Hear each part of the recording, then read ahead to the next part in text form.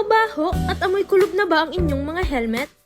Narito na ang Refresh Helmet Cleaning Vendo Machine. Sa halagang 25 pesos ay masusolusyonan natin ang problemang iyan. Dahil gumagamit ito ng hot air dry na nakakatulong upang masanitize, ma-disinfect at ma-deodorize ang inyong mga helmet. Natong tuman. 25 na pwede na may start.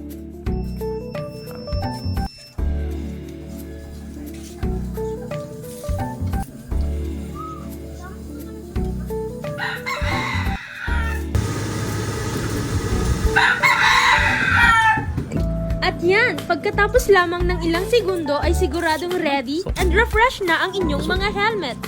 Kaya't ano pang hinihintay ninyo? Ipa-refresh mo na ang iyong helmet para ikaw ay ready saan ka man mag-rides. Oo, wag ko no. Oray pa, basta mapasok pa.